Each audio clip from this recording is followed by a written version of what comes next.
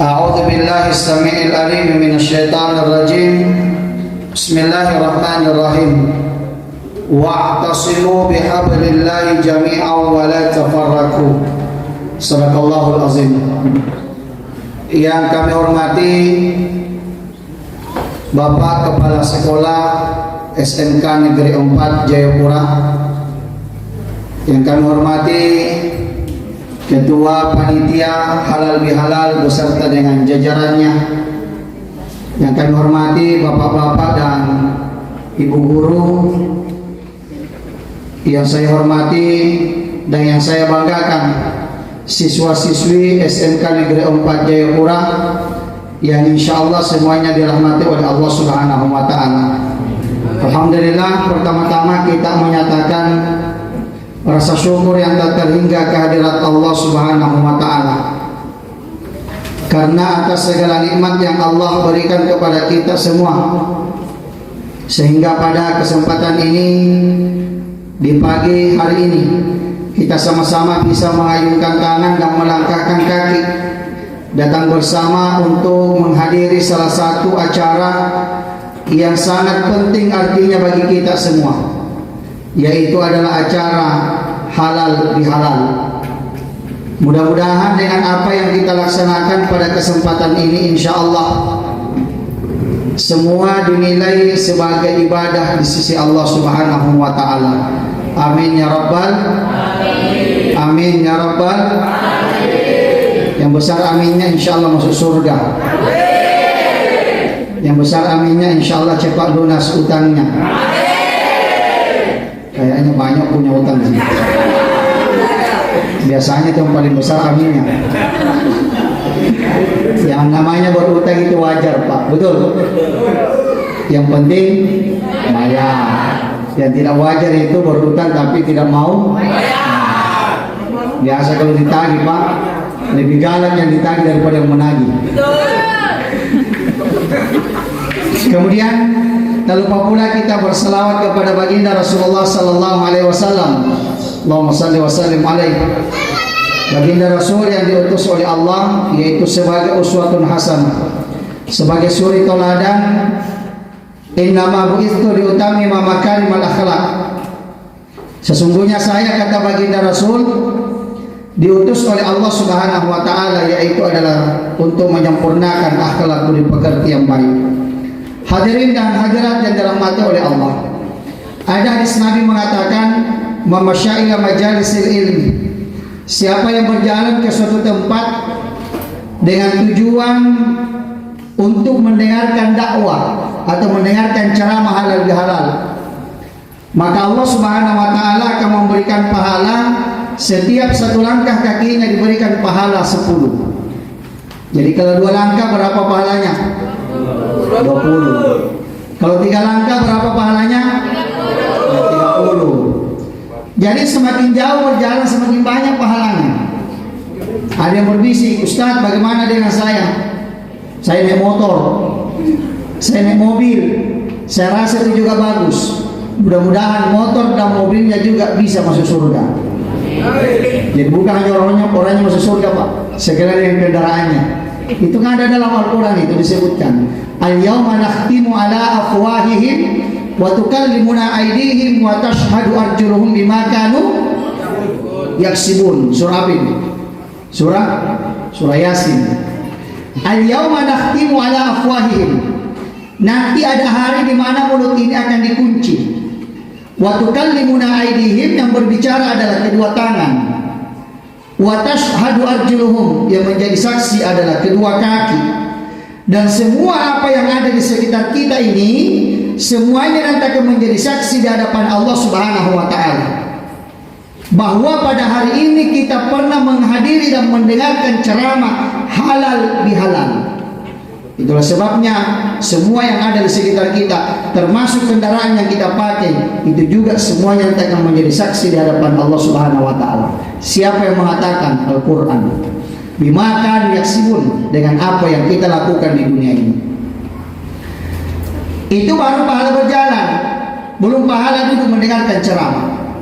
Baginda Rasul mengatakan, "Majalisul ilmi sa'ah." Duduk-duduk sejenak mendengarkan ceramah halal bihalal. Sejenak saja ya. Kalau saya ceramah itu tidak lama. Mungkin hanya sekitar 3 jam saja. Ceramah itu sesuatu yang baik, betul? Tapi terkadang kala sesuatu yang baik itu Bapak Ibu, itu bisa berubah menjadi celaan. Terkadang kala seperti itu. Seperti kalau ada ceramah terlalu panjang, biasa menjadi celaan. Kalau pernah ada kasus terjadi, ini ada ustadz yang ceramah ini. Ceramahnya di atas sudah 1,5 jam. Ada nenek yang menangis di belakang. Ustadz menyangka, wah kayaknya bagus ceramahku ini. Menangis di belakang. Ditambah ceramahnya sampai 2 jam. Tambah keras lagi saja itu nenek. Tapi ini Pak Ustadz yang ceramah di atas salah sangka. Kayaknya bagus ceramahku ini. Tambah keras lagi saja saya di belakang itu. Setelah ceramah, ini Ustadz mengambil itu nenek dan bertanya, "Nek, kenapa tadi menangis? Apakah ceramahku bagus?" Maka nenek itu menjawab, "Tidak nak, saya capek duduk kasihan. Bukan bagus ceramahnya, terlalu lama. Kenapa Ustaz kalau ceramah lama sekali?" Jadi ternyata dai dan mubalik Bapak Ibu itu harus pandai-pandai pada situasi dan kondisi. Sama dengan seorang imam masjid Pak ya, yang pimpin sholat di masjid itu. Imam itu yang memimpin sholat itu harus menjadi imam yang bijak. Imam bijak artinya adalah imam yang tidak mengukur kemampuan dirinya, tapi mengukur kemampuan jamaah. Betul? Kenapa seperti itu? Karena jamaah di belakang itu beraneka ragam. Jadi kalau ada imam yang mau memimpin sholat, sebelum takbiratul ihram dianjurkan menghadap ke jamaahnya. Untuk apa? Melihat situasi dan kondisi jamaahnya di belakang. Yang kedua, memberikan aba-aba kepada jamaah. Apa aba-abanya? Sawu sufufakum fa inna taswiyatas sufuf min tamamis shalah. Lurus dan rapatkan saf, kata Pak Imam. Itu fungsinya imam menghadap ke jamaah dan melihat semua kondisinya jamaah di belakang. Kalau banyak orang tua di belakang Bapak Ibu, ya, maka imam jangan coba-coba memanjangkan surahnya. Kenapa? Karena kalau banyak orang tua di belakang, maka pasti banyak tidak tahan lama berdiri. Betul? Karena ada imam Bapak Ibu, kalau pimpin salat tidak mengerti. Rakaat pertama, setelah baca Fatihah, dia baca surah panjangnya 3 lembar. Bergetar lututnya orang tua di belakang. Kenapa? Asam urat, rematik dan lain sebagainya. Rakaat kedua 3 lembar lagi. Segala lari jamaahnya. Imamnya mau bersalam, "Assalamualaikum warahmatullah, Assalamualaikum warahmatullah." Balik ke belakang Pak Imam, sisa 1 orang. Pak Imam tanya, "Kemana semua?" Katanya lari Pak Imam. "Kau kenapa tidak lari?" "Saya pegang kuncinya masjid." Ternyata tinggal itu juga pegang kunci masjid. Andai kata tidak pegang kuncinya masjid, lari juga. Kenapa dia imam lama sekali? Bapak Ibu yang dirahmati oleh Allah Subhanahu wa taala. Kita kembali ke hadis Nabi tadi.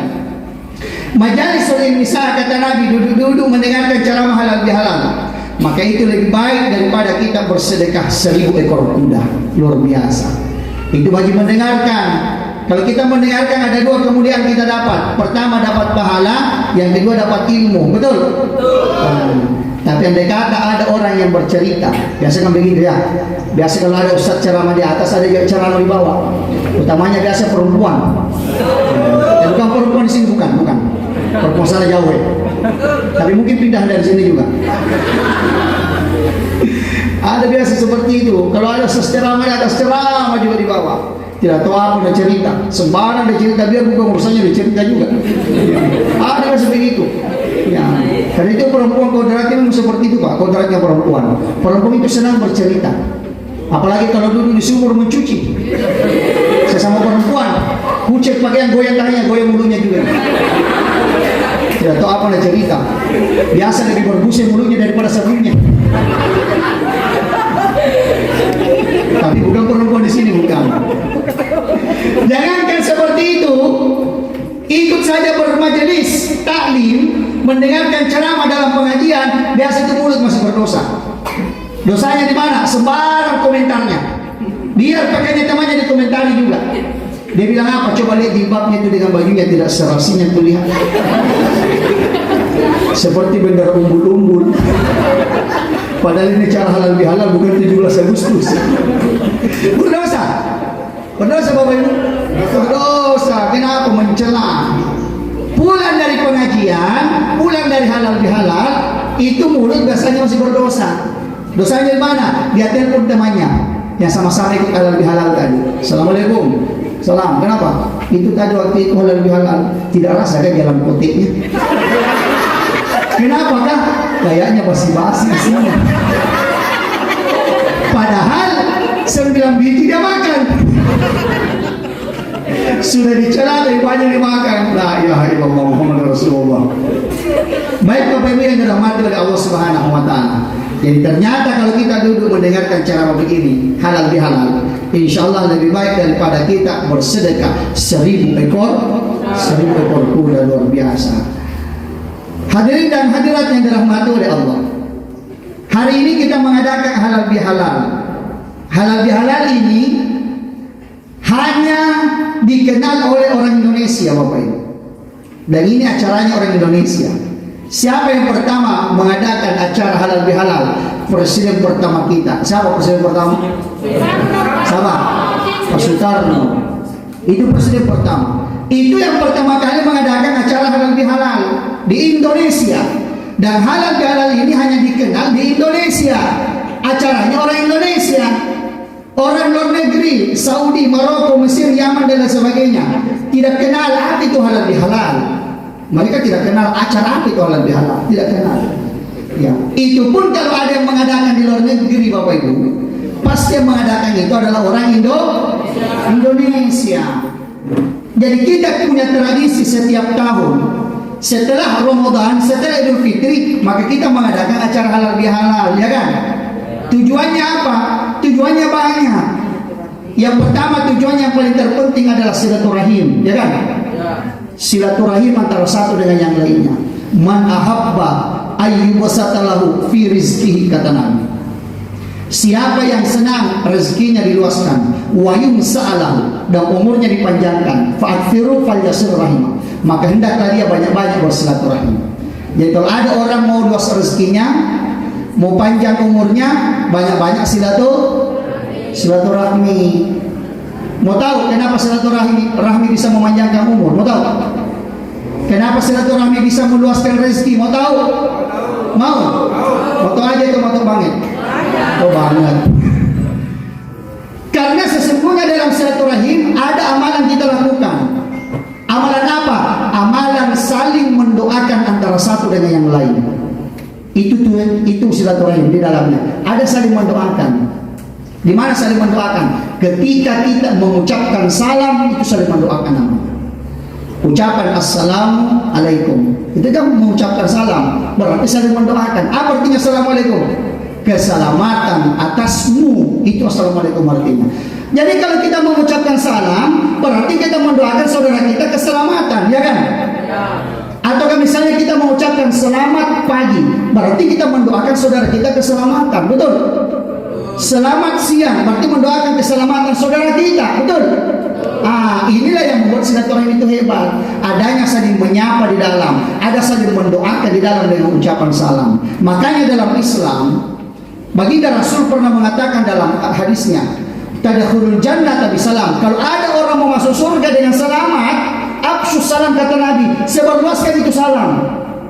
Saling menyapa antara satu dengan yang lain. Kenapa? Saling mendoakan. Jumpa dengan teman di jalan, ucapkan assalamualaikum. Ya, jumpa dengan tetangga keluarga di jalan, biasakan assalamualaikum, atau selamat pagi, selamat siang dan lain sebagainya. Itu saling menyapa namanya.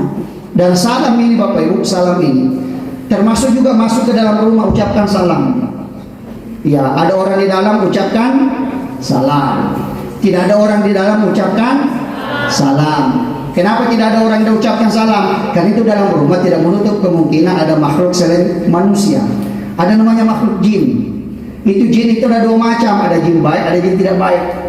Jin baik itu di mana? Di gedung-gedung kosong. Itu jin baik di sini. Tidak usah takut. Ya.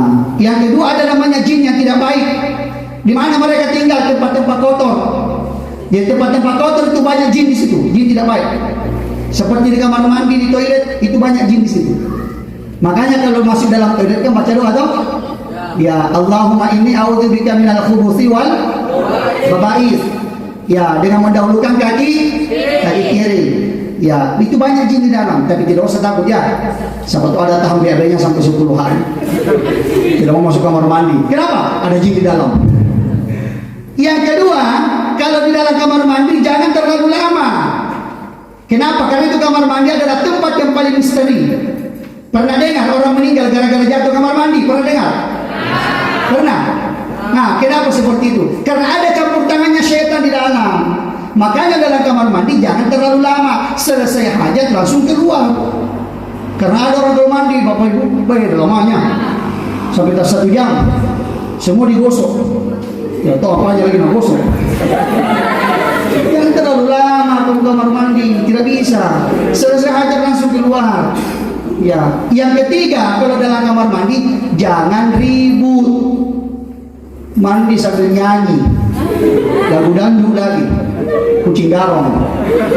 Setannya bilang, ini yang saya cari ini. Jangan terlalu lama, jangan ribut dalam kamar mandi, tidak bisa. Itu ada adabnya. Ada yang masuk rumah tetap mengucapkan salam, ada orang maupun tidak ada orang. Dan itu salam itu bukan hanya untuk orang hidup, orang mati pun ada salamnya. Assalamualaikum ya ahlal kubur, ada salamnya. Ya, keselamatan atas kalian wahai penghuni-penghuni kubur. Pengantin baru juga ada salamnya. Pengantin baru. Jadi kalau ada nanti pengantin baru, malam pertama suami masuk dalam kamar istrinya ada salamnya. Assalamualaikum ya babur rahmah, itu salamnya. Dan biasanya kalau pengantin baru malam pertama lupa semua baca-bacanya itu. Lupa baca-bacanya, lupa doanya, lupa juga salamnya. Karena dilupa salamnya, terpaksa sembarang dia bilang Assalamualaikum ya ahlal kubur. Nah, ini keibadannya silaturahim. Ada saling mendoakan Pak ya, saling menyapa di dalamnya. Itu membuat umur kita panjang. Yang kedua, kenapa silaturahim itu hebat? Karena sesungguhnya silaturahim itu di dalamnya ada jabat tangan, betul? Sekarang sudah bisa jabat tangan Pak ya? Udah bisa Pak ya? Oh iya, alhamdulillah. Dulu kan masih jabat tangan begini Pak waktu corona toh, belum bisa saling bersentuhan. Sekarang insya Allah sudah bisa. Apalagi saya dengar saya baca berita itu katanya Pak Presiden sudah melonggarkan masker di tempat terbuka. Betul seperti itu. Jadi kalau sudah bisa jabat tangan itu sudah bagus. Kenapa? Sebab Nabi mengatakan man tasafahu, siapa yang berjabat tangan dengan saudaranya maka Allah mengampuni dosanya sebelum ia melepaskan tangan saudaranya. Itu hebatnya jabat tangan. Hanya saja jabat tangan beda-beda. Ada orang jabat tangan pakai 1 tangan, ada? 10 pahalanya ini, 10 pahala. Jadi kalau ada orang jabat tangan pakai 1 tangan, 10 pahalanya. Tapi ada lagi lebih hebat, 20 pahalanya. Mau? Kalau jabat tangan dengan menggunakan 2 tangan, 20 pahalanya. Jadi sebentar jabat tangan 1 tangan, 10 saja pahalanya. Yang 2 tangan insya Allah 20 pahalanya. Tapi ada lagi lebih hebat, 30 pahalanya. Mau? Kalau jabat tangan disertai senyuman. Senyum-senyum sedikit kalau jabat tangan. Ya jangan cemburu. Kalau maka saya bilang jangan musuh. 30 pahalanya itu. Tabassumuka fi wajhi akhika sadaqah. Karena senyum untuk saudaramu adalah sedekah. Yang keempat, lebih besar lagi pahalanya 40. Mau? Ketika berjabat tangan kalau dicium tangannya. Seperti jabat tangannya anak kepada orang tua. Jabat tangannya murid kepada guru. Jadi murid itu, siswa itu harus mencium tangan gurunya ketika jabat tangan. Kenapa? Penghormatan kepada seorang guru. Dicium tangannya, wajib, tidak boleh tidak. Penghormatan. Jadi kalau ada murid, siswa-siswi jabat tangan dengan gurunya, guru apapun dia, mata pelajaran apapun yang diajarkan kepada dia harus dicium tangannya, tidak boleh tidak. Jadi anak kepada orang tua cium tangan, murid kepada guru cium tangan, istri kepada suami cium tangan, istri juga kalau jabat tangan dengan suami, cium tangan suaminya. Penghormatan kepada kepala rumah tangga. Jangan gengsi. Karena ada suami istri kalau jabat tangan, itu istri gengsi cium tangan suaminya. Sekalinya jabat tangan dengan suami tetangganya, dia cium tangannya. Mencurigakan. Nah, itu 40 pahalanya. Luar biasa. Jadi ternyata jabat tangan itu luar biasa. Inilah yang membuat silaturahmi itu hebat. Karena ada saling mendoakan dan ada berjabat tangan. Nah, ini yang pertama tujuannya halal bihalal, yaitu adalah bersilaturahmi. Yang kedua, apa tujuannya halal bihalal? Saling memaafkan antara satu dengan yang lain. Mungkin saja selama ini ada yang pernah kita caci maki, betul? Mungkin saja selama ini ada yang pernah kita sakiti hatinya, betul? Mungkin saja selama ini ada yang pernah kita ceritakan kejelekannya orang, betul? Namanya ghibah dalam Islam. Ghibah itu dosanya seperti memakan bangkai saudaranya. Jadi kalau ada orang suka menceritakan kejelekan, seperti dia memakan bangkai saudaranya. Saya mau tanya kepada Bapak Ibu dan siswa-siswi, maukah kita makan bangkai saudara kita? Tidak mau. Jadi kalau tidak mau makan bangkai saudara kita, jangan ceritakan kejelekannya orang. Kenapa? Karena kita juga punya kejelekan. Coba kita lihat ketika kita tunjuk orang, Bapak Ibu, tunjuk kejelekannya orang. Berapa kejelekannya orang kita tunjuk? Berapa? 1. Sedangkan jari yang mengarah kita berapa? Jari yang mengarah berapa? Berapa jari yang mengarah? 3. Tidak menutup kemungkinan orang yang bercerita kejelekan lebih banyak kejelekannya daripada orang yang dicerita. Ya, makanya dalam Islam dan agama apapun melarang kita untuk menceritakan kejelekan, betul? Tidak boleh menceritakan kejelekan orang. Itulah sebabnya dengan momentum halal bihalal ini, maka sebentar kita saling memaafkan antara satu dengan yang lainnya.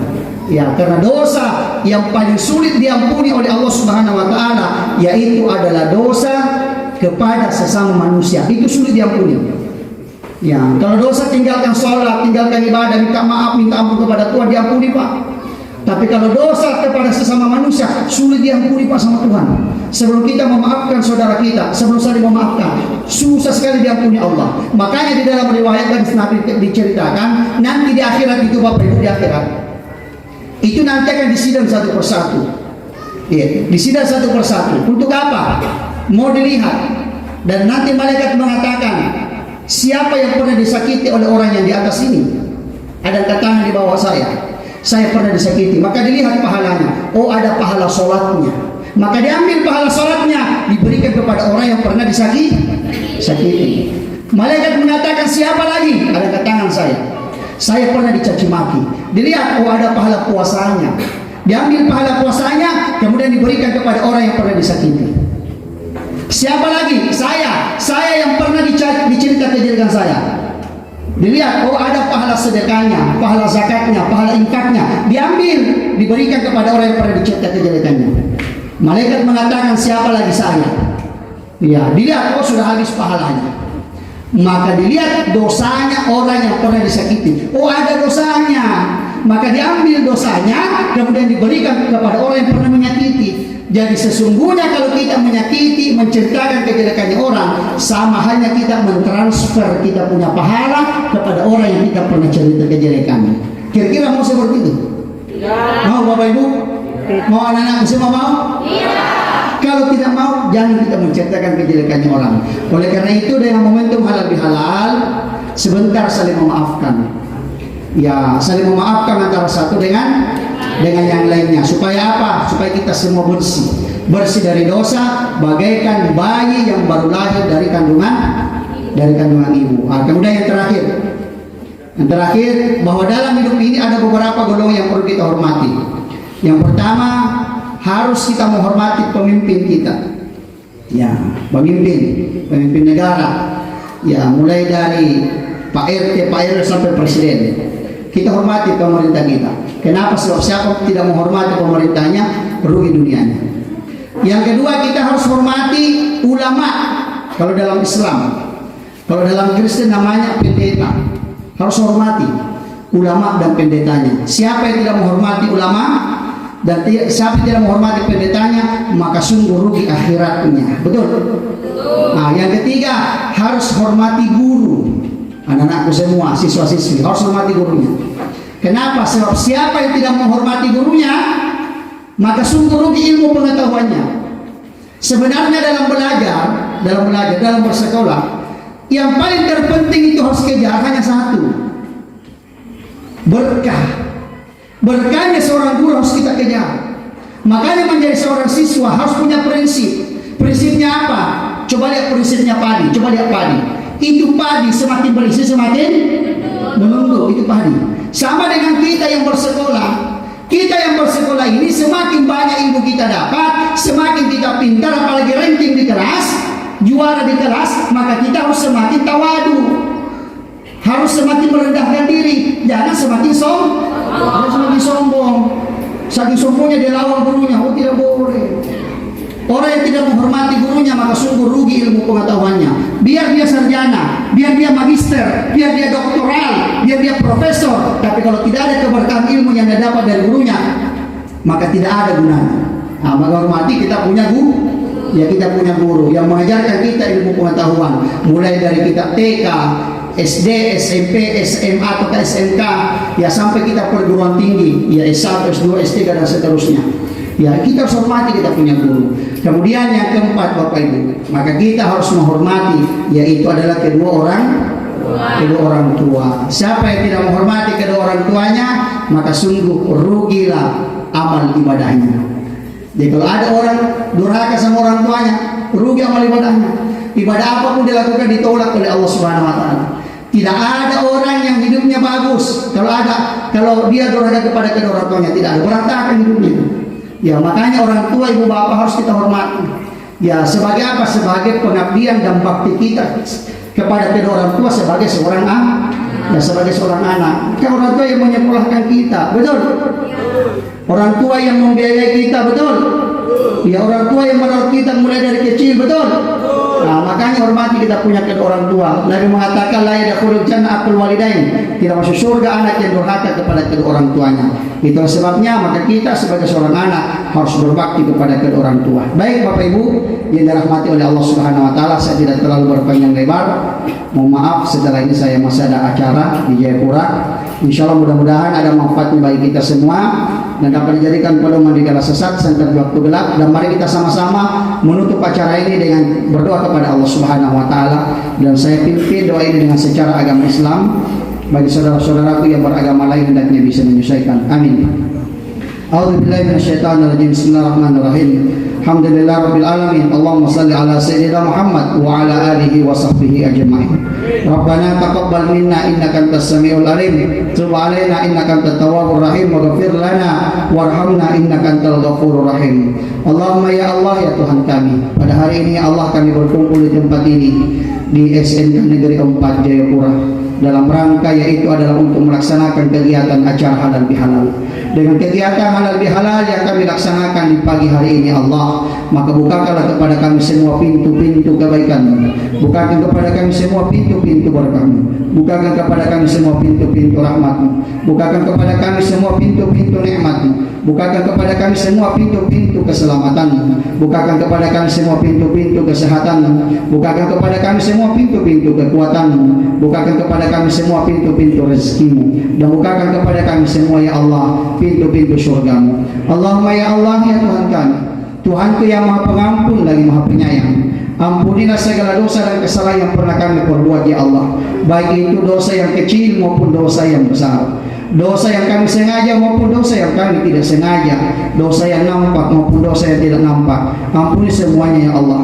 Juga Engkau mengampuni dosa dan kesalahan yang pernah kami lakukan kepada guru-guru kami, kepada pemimpin-pemimpin kami, kepada rekan-rekan kami, kepada sahabat-sahabat kami ya Allah, kepada tetangga-tetangga kami ya Allah, kepada keluarga-keluarga kami ya Allah. Terkhusus Engkau mengampuni dosa dan kesalahan yang pernah kami perbuat kepada kedua orang tua kami. Ampunilah dosa dan kesalahan yang pernah kami lakukan kepada ibu bapa kami ya Allah. Mungkin di suatu hari kami pernah menyakiti hati bapak kami, Mungkin suatu hari Allah kami pernah meneteskan air mata ibu kami Allah. Itu karena perbuatan jahat yang pernah kami lakukan kepada keduanya. Dan kami termasuk anak yang sangat merugi ya Allah jika Engkau tidak mengampuni kami. Karena Nabi-Mu pernah bersabda, la yadkhulul jannah aqul walidain, tidak masuk surga anak yang durhaka kepada kedua orang tuanya. Oleh karena itu ya Allah, ampuni dosa dan kesalahan yang pernah kami lakukan kepada ibu bapak kami ya Allah. Juga ya Allah, Engkau mengampuni dosa ibu bapak kami. Ampuni keduanya ya Allah. Ibu kami yang telah mengandung kami kurang lebih 9 bulan 10 hari, yang telah melahirkan kami ya Allah antara hidup dan mati, yang telah menyusui kami ya Allah kurang lebih 2 tahun lamanya, maka ampunilah dosa ibu kami ya Allah. Juga Engkau mengampuni dosa bapak kami ya Allah. Bapak kami ya Allah yang telah mencarikan nafkah untuk kami, banting tulang peras keringat, tak mengenal panas dan hujan ya Allah, untuk membiayai hidup kami, untuk menyekolahkan kami ya Allah, sehingga kami kelak nanti menjadi anak-anak yang sukses, menjadi anak-anak yang berhasil, yang bisa membanggakan kedua orang tua kami. Maka ampuni keduanya ya Allah. Ampuni dosa ibu bapak kami ya Allah, serta sayangi keduanya sebagaimana keduanya telah menyayangi kami di waktu kecil. Rabbana atina fid dunya hasanah wa fil akhirati hasanah wa qina adzabannar. Wa sallallahu alaihi walhamdulillahi rabbil alamin. Demikian insyaallah, mudah-mudahan ada manfaatnya bagi kita semua. Saya akhiri dengan ucapan burung irian burung cendrawasih. Cukup sekian dan terima kasih. Susu sapi, susu beruang, susu ultra, susu dan kau, itulah nama-nama susu.